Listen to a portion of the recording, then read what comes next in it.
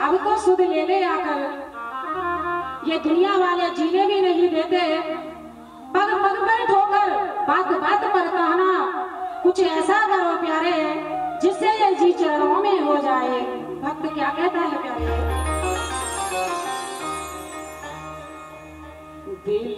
दिलदार यार प्यारे गलियों में मेरे यार, दिलदार यार प्यारे गलियों में मेरी आजा, गलियों में मेरी आजा, मेरा प्यार बन के आजा। गलियों में मेरी आजा, मेरा यार बन के आजा।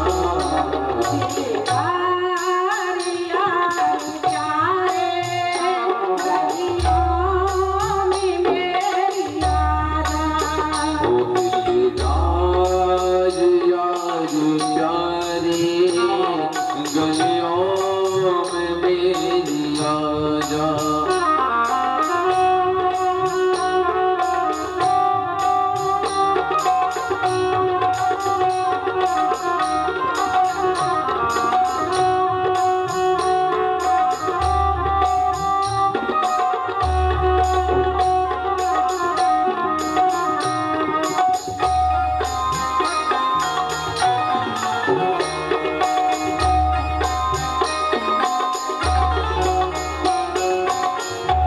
सब लोग लाज कोई, चुपचाप बैठी रोई।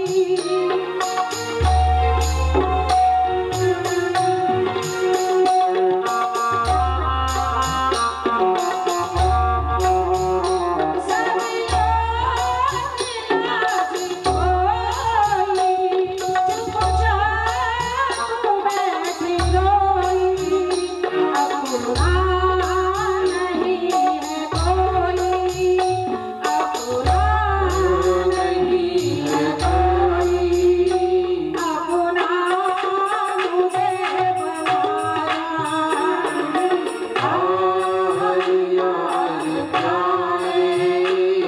गलियों में मेरी आजा, दिलदार यार प्यारे गलियों में मेरी आजा।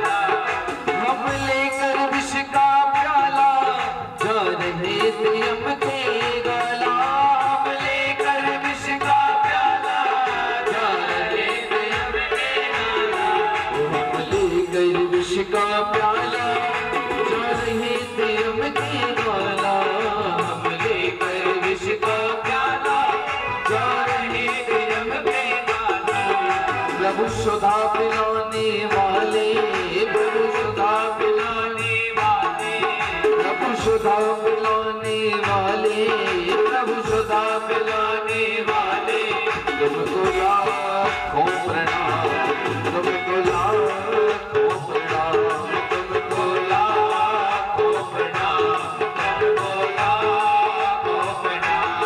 हरि की कथा सुनाने वाले, हरि की प्रणाम।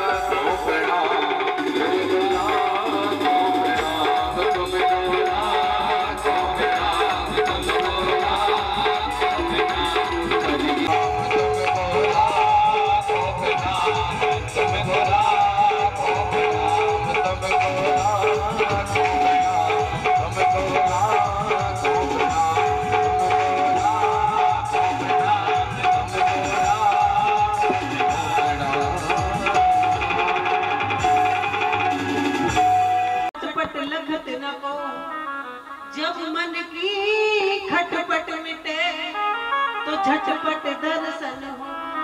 जब मन की खटपट मिट जाए ना तो हरि का दर्शन हो जाता है। अच्छा सुनो, माला लेकर बैठो तो मन बड़ी तेजी से भागता है।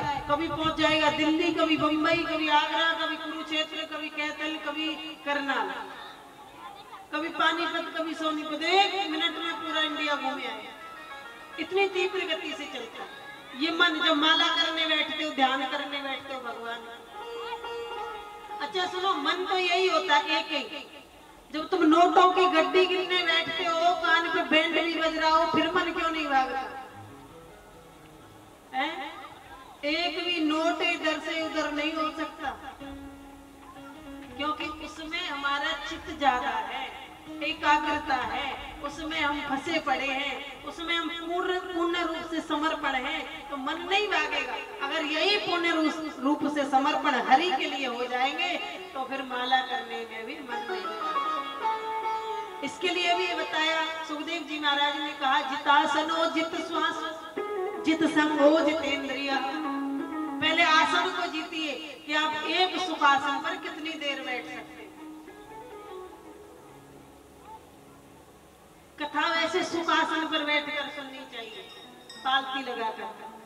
अब कुछ हमारी माताएं बहनें तो ऐसे पैर सामने फैला देते, भैया भी फैला देते हैं। देख लो भगवान ठाकुर जी महाराज, इतने सुंदर सुंदर चरण आपने हमें भेंट किए हैं, गिफ्ट किए हैं, आप ही देख लो। सबसे पहले आसन को जीतिए, फिर श्वास को जीतिए। कितनी देर आप अपनी श्वास को जीतते हो, जितनी देर आप अपनी श्वास को जीतते हो, आप नॉन स्टॉप बोल सकते हो, आपका कंठ नहीं सूखेगा, चेहरे पर उदासी नहीं आएगी। हरि की कथा सुनने से चेहरे पर मलिनता नहीं आएगी, स्विच ऑफ नहीं हो पाओगे अगर आप अपनी श्वास को जीतोगे। जितासनो जित श्वासो जित संगो, संग को जीतिए। आप कुसंगत करोगे तो कुसंगत कार्य आपको करना पड़ेगा, मति ऐसी हो जाएगी। सुसंगत करोगे, संत की संगत करोगे तो ऐसी मति हो जाएगी। श्वास को जीतिए, संग को जीतिए, तब आप अपने इंद्रियों पर काबू पा सकते हैं। संगत का ही असर था कि मीराबाई भगवान की प्रतिमा में समा गई थी। चित्तौड़ की रहने वाली मीराबाई, राजस्थान की रजवाड़ा परिवार, राजा महाराजाओं की पुत्री, भगवान अपने दादा दादी के साथ में ठाकुर जी के चरणों में ऐसी लीन हो गई। छोटी सी थी मीराबाई, उनके यहाँ संत आए, ठाकुर जी को लेकर आए, उनकी सेवा की। मीराबाई सब देख रही थी, पूर्व जन्म की बात याद आ गई, ये तो मेरे गिरधर गोपाल हैं। मीराबाई ने कहा अम्मा से, दादी जी ये कौन है, ये कौन है? दादी ने मजाक मजाक में कह दिया, ये तेरा खसम है ठाकुर जी के लिए।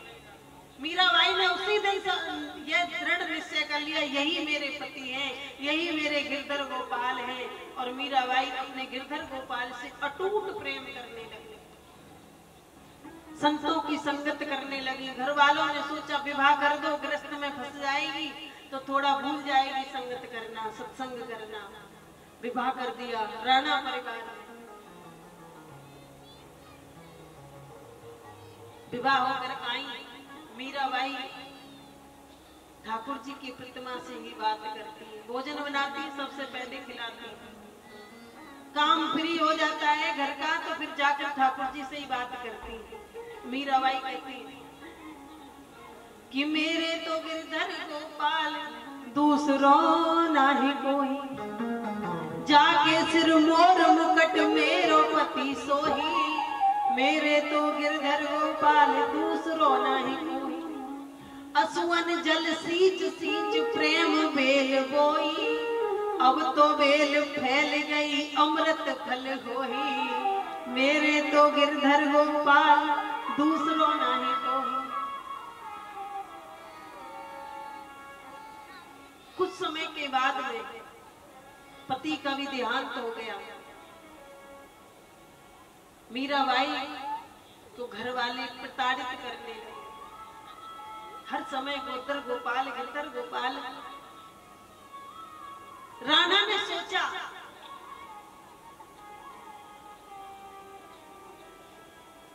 मीरा को मार दिया जाए तो कुल की इज्जत बच जाएगी। दूध में बड़ा अच्छा वाला जहर मिलाया और कहा कि जाओ मीरा को दे आओ। मीरा को देकर आओ और कहना कि ठाकुर जी का चरणामृत है। मीरा को दिया, ठाकुर जी का चरणामृत आया वृंदावन से आपके लिए। मीरा ने जब सुना कि वृंदावन से मेरे लिए ठाकुर जी का चरणों का दूध आया है, मीराबाई ने ये नहीं देखा कि ये कड़वा है कि मीठा है, फटाफट से उसे गिरधर गोपाल का नाम लेकर के पी गई। और याद रखना, उस दूध को भी प्रभु ने अमृत बना दिया।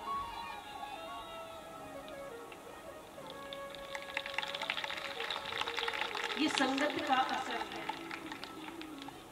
मेरे गिरधर गोपाल ने जब मीरा के उस दूध को पिया, जो गिरधर गोपाल की प्रतिमा थी ना, वो एकदम नीली पड़ गई, क्योंकि जहर तो प्रतिमा के ऊपर चढ़ गया।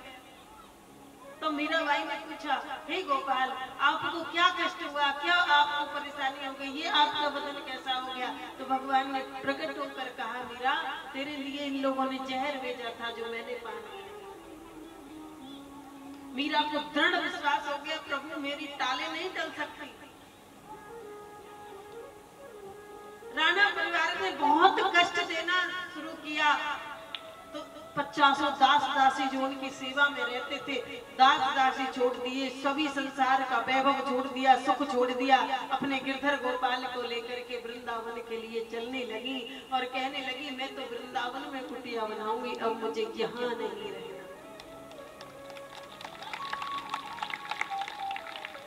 जैसे ही वृंदावन में पहुंची, जाकर के उन्होंने महाचैतन्य जी से के दर्शन किए और कहा, जाकर के कह दो गुरुदेव से कि मीराबाई राजस्थान से आई है। वहां उनको अंदर आश्रम में प्रवेश नहीं करने दिया, बोले कि ये तो ब्रह्मचारियों का आश्रम है, यहाँ किसी स्त्री का प्रवेश नहीं है। मीराबाई ने कहा, मैंने तो सुना है कि पूरे जगत में पुरुष तो सिर्फ एक ही है और वो है पुरुषोत्तम। यहाँ तो सब जीवात्माएं, यहाँ ना कोई नारी है ना कोई पुरुष है, ये दूसरा पुरुष इस वृंदावन में कहां से आ गया? मीराबाई के शब्द गुरु के कानों में पहुंचे। गुरु जी नंगे पैरों मीराबाई के पास आए कि हम तो संत बनते ही हैं, मीरा तुम तो साक्षात संत का ही रूप है। आदर सहित लेके गए, मेरे आश्रम में तुम्हारा आदर है, स्वागत है।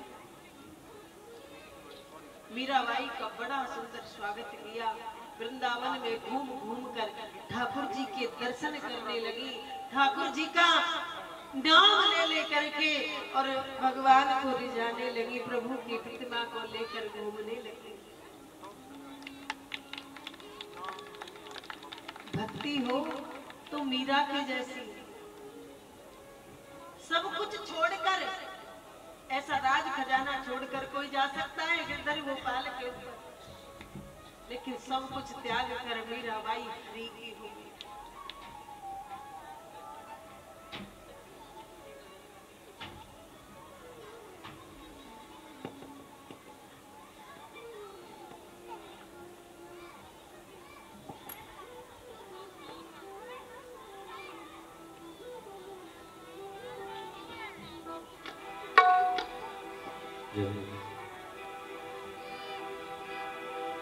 तेरी नगरी रे राणा, तेरी नगरी